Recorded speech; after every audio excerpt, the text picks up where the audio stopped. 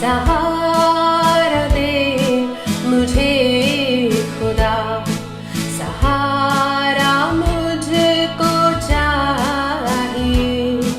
सहारा दे मुझे खुदा, मुझे संभाल मैं गिरा, मुझे संभाल मैं गिरा। सहारा मुझको चाहिए, सहारा दे मुझे खुदा।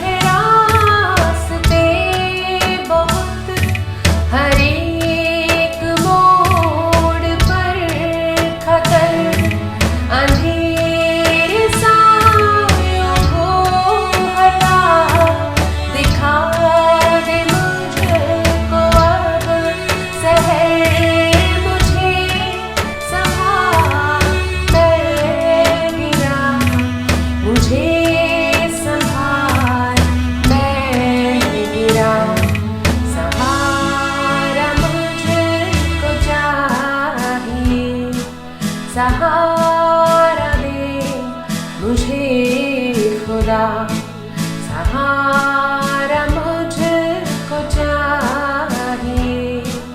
सहारा दे मुझे खुदा।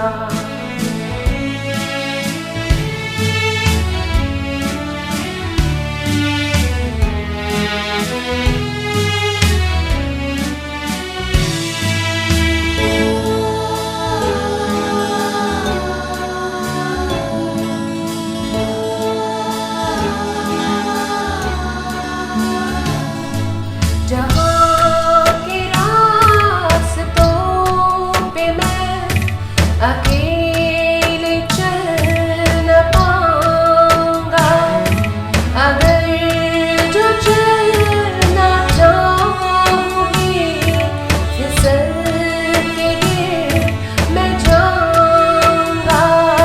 मुझे संभाल मैं गिरा, मुझे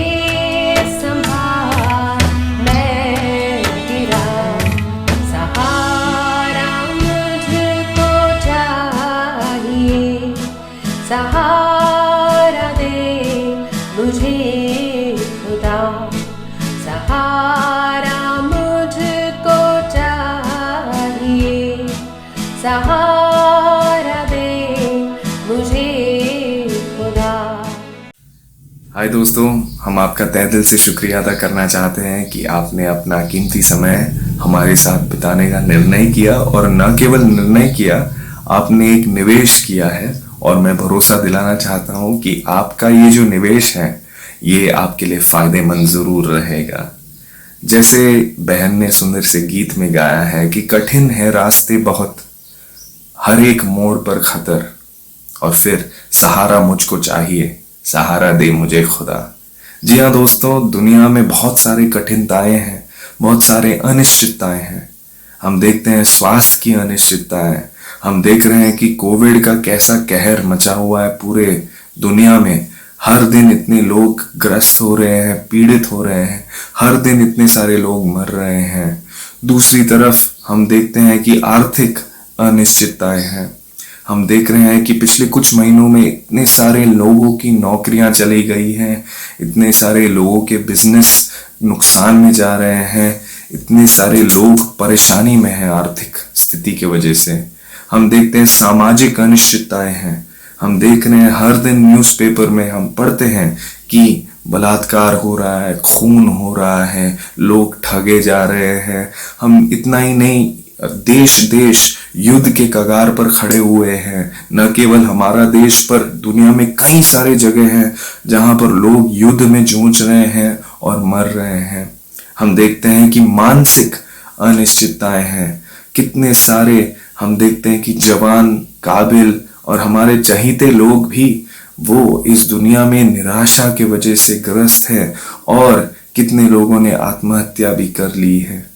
ये सारी अनिश्चितताओं के बीच में अगर कोई एक निश्चितता है वो ये है कि परमेश्वर है और परमेश्वर, उनका प्यार हमारे लिए निश्चित है। इसी संदेश को हम एक शुभ संदेश ये आपके सामने बांटना चाहते हैं। आइए शुभ संदेश सुनने से पहले हम प्रार्थना कर लें। हे हमारे जीवित परमेश्वर पिता, आपने हमें आज जिंदा रखा, इसलिए शुक्रिया। इतने सारे लोग जो इस कार्यक्रम को देख सकें, इसके लिए आपको शुक्रिया। हम प्रार्थना करते हैं कि हर एक के दिल को आप खोलिए, हर एक के जीवन में जो भी जरूरत है आप पूरा कीजिए। प्रभु यीशु मसीह की जो मृत्यु क्रूस पर हुई है हमारे लिए, हम उसकी सच्चाई को जान सकें। इस प्रार्थना को प्रभु यीशु मसीह के नाम से मांगता हूं, सुनिए और कबूल कीजिए, आमीन। जी हाँ दोस्तों, आपने आज का शीर्षक तो पढ़ा होगा। शीर्षक ऐसा है, मनुष्य से असंभव पर परमेश्वर से संभव। ये जो शीर्षक है परमेश्वर के वचन बाइबल से मत्ती रचित सुसमाचार अध्याय 19 और वचन 26 से लिया हुआ है। और इसे समझने के लिए क्यों ना हम इसका संदर्भ पढ़ लें। आइए हम मत्ती रचित सुसमाचार अध्याय 19 और वचन 16 से लेकर 26 तक पढ़ेंगे। मैं आपके लिए पढ़कर सुनाऊंगा। अगर आपके पास बाइबल है तो आप भी पढ़ लें। और देखो, एक मनुष्य ने यीशु के पास आकर उनसे कहा, हे भले गुरु, मैं कौन सा भला काम करूं कि अनंत जीवन पाऊं? यीशु ने उससे कहा, तू मुझे भला क्यों कहता है? भला तो एक ही है। पर यदि तू जीवन में प्रवेश करना चाहता है तो आज्ञाओं को माना कर। उसने उनसे कहा, कौन सी आज्ञाएं? यीशु ने कहा, यही कि हत्या न करना, व्यभिचार न करना, चोरी न करना, झूठी गवाही न देना, अपने पिता और अपनी माता का आदर करना और अपने पड़ोसी से अपने समान प्रेम रखना। उस जवान ने यीशु से कहा, इन सब को तो मैंने जवानी से, बचपन से माना है। अब मुझ में किस बात की कमी है? यीशु ने उससे कहा, यदि तू सिद्ध होना चाहता है तो अपना माल बेचकर, यानी कि संपत्ति बेचकर कंगालों को दे दे और तुझे स्वर्ग में धन मिलेगा, और आकर मेरे पीछे हो ले। परंतु वो जवान ये बात सुनकर उदास होकर चला गया, क्योंकि वो बहुत अमीर था। यह सुनकर यीशु के चेले बहुत चकित होकर उनसे कहें, फिर किसका उद्धार हो सकता है या किसे मुक्ति मिल सकती है? यीशु ने उनकी ओर देखकर कहा, मनुष्य से तो यह असंभव है, परंतु परमेश्वर से सब कुछ संभव है। दोस्तों, ये घटना जो है वो इसी दुनिया में, इज़राइल देश में करीबन ईस्वी सदी 25 से 30 के बीच में प्रभु यीशु मसीह के जीवन काल में हुई है। और ये घटना हमें आज भी कुछ सिखाती है। इस जवान के सवाल की तरफ ध्यान दीजिए। सवाल क्या था? मैं कौन सा भला काम करूं कि मैं अनंत जीवन पाऊं? इस सवाल और इसके जवाब में हम 3 मुद्दे देख सकते हैं। पहले तो इस जवान का खुद के बारे में समझ, ये बहुत ही जरूरी है देखना। इसकी समझ बिल्कुल हमारी तरह है। अगर आपने वचनों को सुना होगा, आप जान लोगे कि ये जवान अपने बारे में बहुत कुछ समझता है। उसके दिमाग और दिल में यह है कि मैं जवान हूं, मैं काबिल हूं, मैं अमीर हूं, मैं अच्छा हूं, मैं नेक कर्म करता हूं। जैसे प्रभु यीशु मसीह ने कहा वचन 18 और 19 में, हत्या ना करना, चोरी ना करना, व्यभिचार ना करना और झूठी गवाही ना देना, माता पिता का आदर करना, ये सारी चीजें वो कहता है कि मैं बचपन से ही करते आया हूं, अब मुझ में क्या कमी है, हम भी ऐसे ही है कि नहीं। हम अपने आप के बारे में बहुत सोचते हैं और बहुत अच्छा सोचते हैं। हम सोचते हैं कि हम नेक हैं, हमने किसी के बुरा नहीं किया, हम अच्छा जीवन जीते हैं। हम सोचते हैं कि हम काबिल हैं।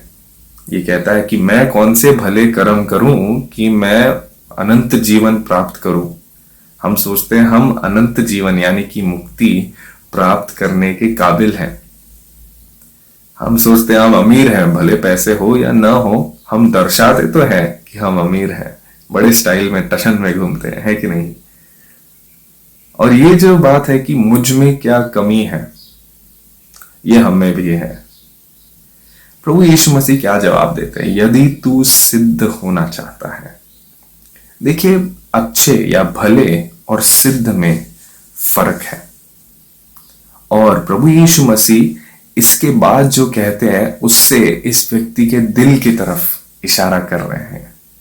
यीशु मसीह ने कहा तो है कि तू अपने संपत्ति को, कंगालों को बेचकर स्वर्ग में धन प्राप्त करेगा और फिर तू मेरे पीछे हो ले। पर इससे ज्यादा कि वो यही चीज वास्तविकता करें, प्रभु यीशु मसीह इस जवान के दिल के ओर उस जवान का आकर्षण करना चाहते हैं। उसके दिल में धन, घमंड, मैं अपने आप में काबिल हूं, स्वत, यह सारी चीजें भरी थी। और प्रभु यीशु मसीह इसके तरफ, इस पाप के तरफ उसे आकर्षित करना चाहते थे। हम भी ऐसे ही हैं। हम लोग आज तो भले ही कोरोना के लिए हम लोग सब मास्क पहनते हैं, नकाब पहनते हैं, पर वास्तविकता भी कोरोना हो या ना हो, कोरोना में मास्क पहनना बहुत जरूरी है, प्लीज पहनिए। पर हम लोग वैसे भी यदि हम शारीरिक मास्क ना पहने फिर भी हम नकाबपोश हैं। हम इस नकाब के पीछे अपने सही चेहरे, अपने सही व्यक्तित्व को छुपाते हैं।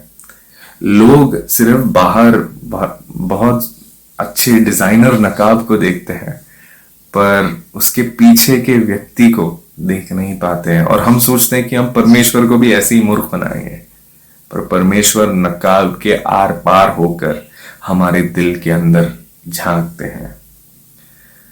हमारी सोच सीमित है, हमारी जिंदगी सीमित है। कल की गारंटी कोई ले सकता है? मैं कल जिंदा रहूंगा कोई कह सकता है? नहीं कह सकता है ना। हम सीमित है, हम पाप में जन्मे हैं। हम भले ही अपने बारे में क्या कुछ ना सोचें पर हम पापी हैं।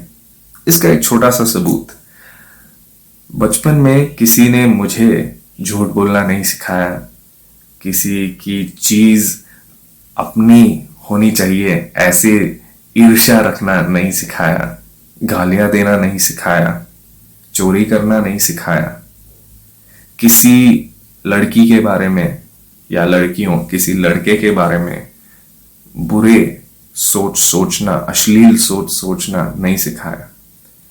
पर ये मेरे अंदर अपने आप से ही आया। बच्चों को सही करवाने के लिए बहुत मारना पड़ता है, सिखाना पड़ता है, पर गलत करवाने के लिए कोई जरूरी नहीं होती है करने के लिए, वो अपने आप कर बैठते हैं। छोटा सा सबूत, क्या आप चाहोगे कि आपके मन में पिछले 24 घंटे में जो कोई भी विचार आए हैं अगर एक वीडियो स्क्रीन पे प्रदर्शित हो जाए, सब देखें, क्या आप चाहेंगे? नहीं ना। पर परमेश्वर हमारे मन को ऐसे ही जानते हैं, उनके सामने कोई नकाब नहीं है। बाइबल का स्तर जिंदगी का वो बहुत ऊंचा है। प्रभु यीशु मसीह ने कहा, यदि कोई किसी स्त्री को बुरी नजर से, अश्लील नजर से देखे तो उसने अपने मन में उस स्त्री के साथ व्यभिचार कर लिया है। यदि कोई व्यक्ति अपने भाई के बारे में गुस्से से सोचे तो उसने उसे मार डाला है। परमेश्वर कहते हैं कि तुम ऐसे पवित्र बनो जैसे मैं पवित्र हूं। ऐसा स्तर है परमेश्वर के पवित्रता का। और हम सबको हमारी जुबान से निकले हुए हर एक शब्द का हिसाब देना होगा। परमेश्वर ने सारी चीजों का लेखा रखा है। हम अपने बारे में जो कुछ भी सोचे, हम अपने आप में अनंत जीवन पाने के काबिल नहीं है। दूसरा हिस्सा, अनंत जीवन के मार्ग या अनंत जीवन कैसे प्राप्त करते हैं उसके बारे में समझ। इस जवान की समझ गलत थी। वो सोचता है मैं कैसे प्राप्त करूं, और वो भी मैं भले कर्म करके प्राप्त करूं। अनंत जीवन क्या है? पहले तो अनंत जीवन ऐसा है जैसे जिसका अंत नहीं है, यानी कि मृत्यु नहीं है उस जीवन में। वहां पर उस जीवन में खुद के या स्वयं के पाप और पाप का वातावरण नहीं है। अनंत जीवन, और ये तो और कहीं नहीं हो सकता है, सिर्फ स्वर्ग में हो सकता है। इस दुनिया में तो बिल्कुल नहीं हो सकता है। हमारी इस शारीरिक मृत्यु के बाद अनंत जीवन मिल सकता है, क्योंकि मृत्यु हमारे लिए निश्चित है। और दूसरी चीज, ये अनंत जीवन सिर्फ हमें अनंत काल का परमेश्वर दे सकता है। जिसके पास अनंत जीवन है वही हमें दे सकता है, हम खुद से नहीं ले सकते हैं।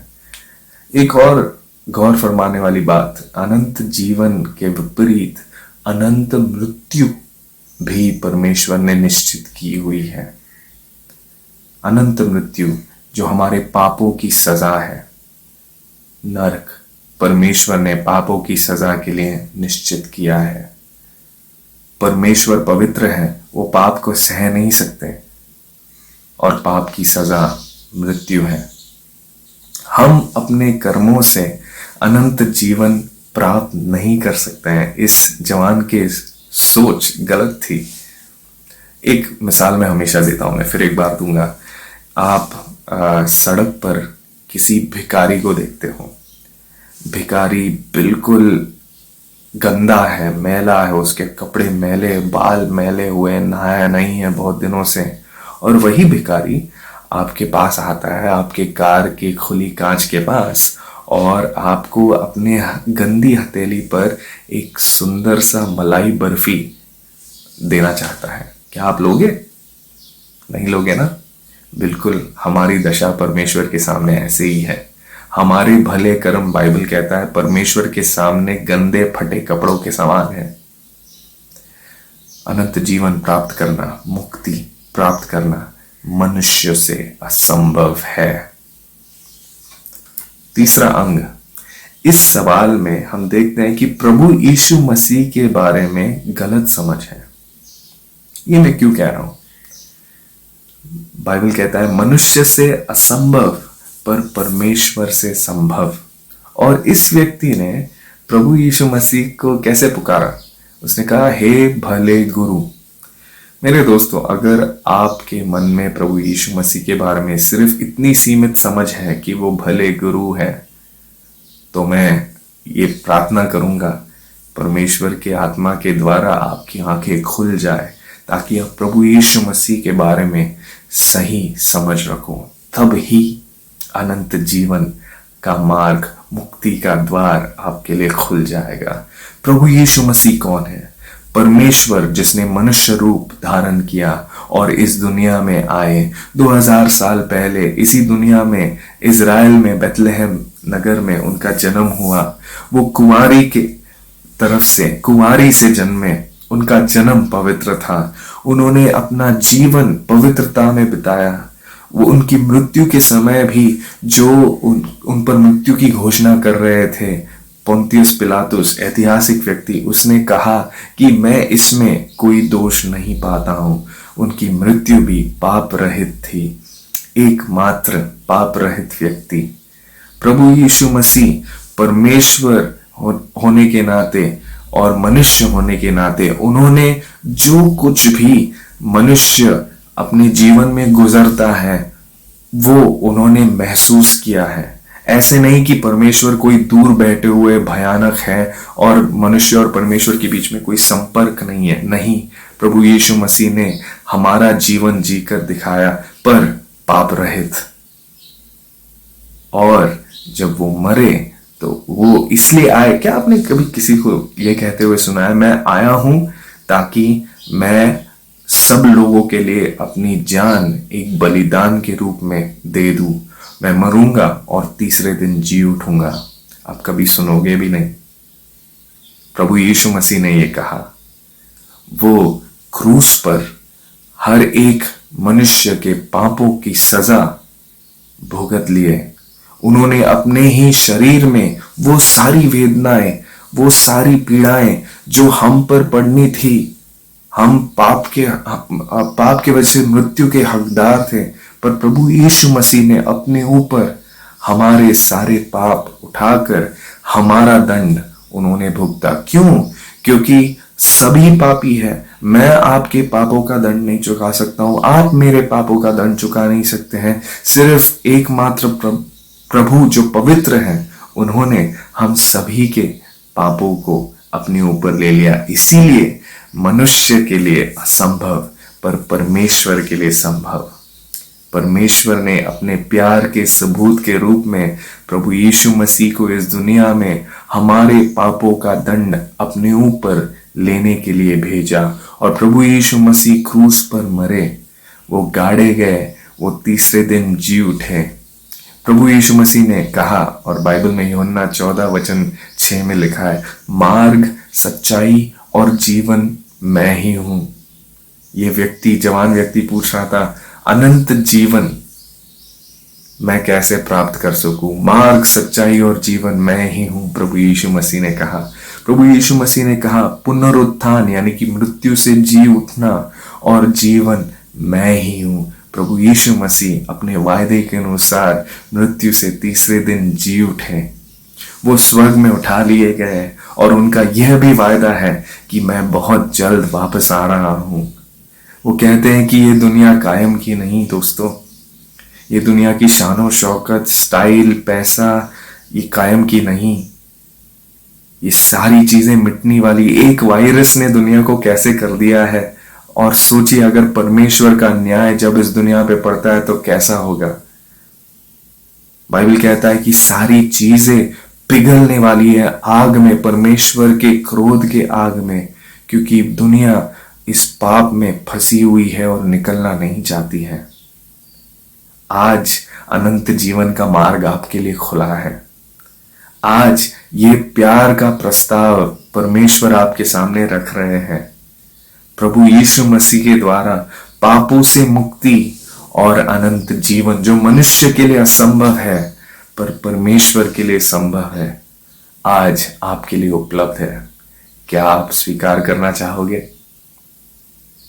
आपने सिर्फ कबूल करना है कि हाँ मैं पापी हूं, हाँ प्रभु यीशु मसीह क्रूस पर मेरे पापों के बदले मरे, प्रभु यीशु मसीह मृत्यु से जी उठे, और कि आप प्रभु यीशु मसीह के पीछे होना चाहते हो। कोई जबरदस्ती नहीं है, आपके लिए प्यार का प्रस्ताव है। मैंने प्राप्त किया है और इसीलिए मैं आपको बताना चाहता हूं। आइए हम प्रार्थना करेंगे। अगर आप इस प्रस्ताव को स्वीकार करना चाहो तो आप अभी कर सकते हो। विश्वास की जरूरत है। आपके दिल और परमेश्वर के दिल के बीच में यह बात है। कोई देखे या ना देखे, आप अपने दिल में जान पाओगे। आइए आंखें बंद करेंगे। अगर आप इसे स्वीकार करना चाहते हैं तो आप मेरे पीछे ये प्रार्थना कर सकते हैं। दिल के विश्वास, दिल की सच्चाई, परमेश्वर के नजर के सामने ये प्रार्थना आप कर सकते हैं। हे जीवित परमेश्वर, मैं जानता हूं मैं पापी हूं। मैं जानता हूं प्रभु यीशु मसीह मेरे पापों के खातिर क्रूस पर मरे। प्रभु यीशु मसीह मृत्यु पर विजयी होकर जी उठे हैं। मैं प्रभु यीशु मसीह का आज से पीछा करना चाहता हूं, अनुकरण करना चाहता हूं। इस प्रार्थना को प्रभु यीशु मसीह के नाम से मांगता हूं, सुनिए और कबूल कीजिए। आमीन। प्रिय दोस्तों, अगर आपने ये प्रार्थना की है, आप ये जान लेंगे आपके दिल में कि परमेश्वर ने इस प्रार्थना को, दिल की सच्चाई से की गई प्रार्थना को स्वीकार किया है। परमेश्वर के वायदे हैं कि वो पाप को जब निकाल देते हैं, पाप को जब साफ कर देते हैं अपने लहू के द्वारा, उस क्रूस के लहू के द्वारा, तब आपके दिल में वो अपनी शांति देते हैं जो सारी परिस्थितियों से परे है। परमेश्वर की शांति जो दुनिया कभी दे नहीं सकते हैं। आप एक रिश्ते में प्रवेश कर चुके हो, आप परमेश्वर की संतान कहलाए जाएंगे। और जब प्रभु यीशु मसीह वापस आते हैं या जब हमारी इस दुनिया की मृत्यु होती है, ये मृत्यु हमारे लिए सिर्फ एक कदम है कि हम अनंत काल के जीवन में प्रवेश करें। जो मनुष्य के लिए असंभव है, प्रभु यीशु मसीह ने संभव किया।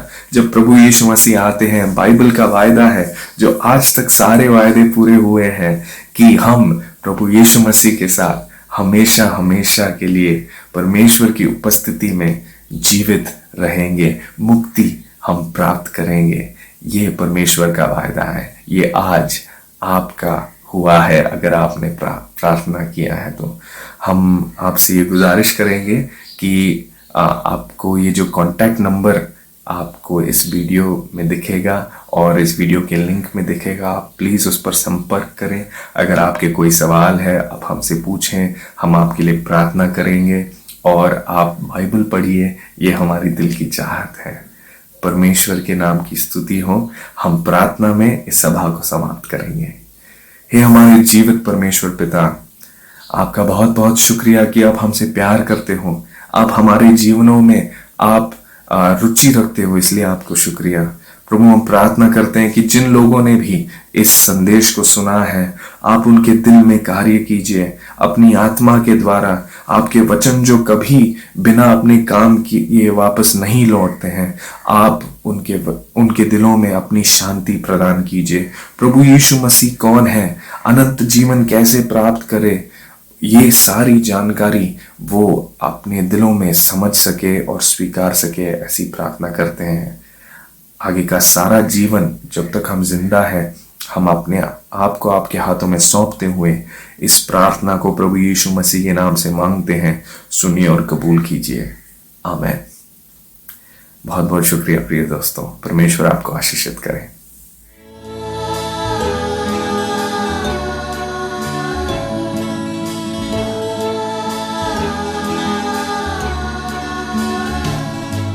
ये बोझ जो गुनाहों का मैं लेके आज चल रहा, उठाएगा अगर कोई, वो तू ही तो है खुदा। मुझे संभाल, मैं गिरा, मुझे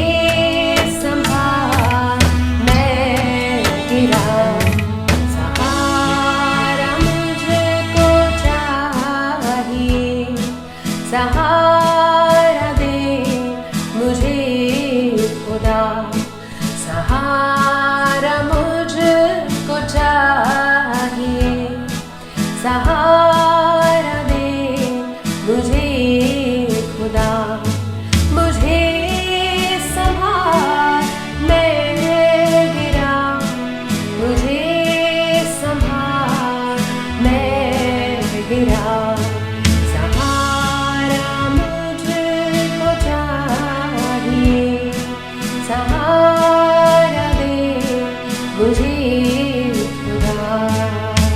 अगर आप अधिक जानना चाहते हैं या प्रार्थना के लिए अपना बोझ बांटना चाहते हैं तो दिए गए फोन नंबर एवं ईमेल आईडी पर संपर्क करें।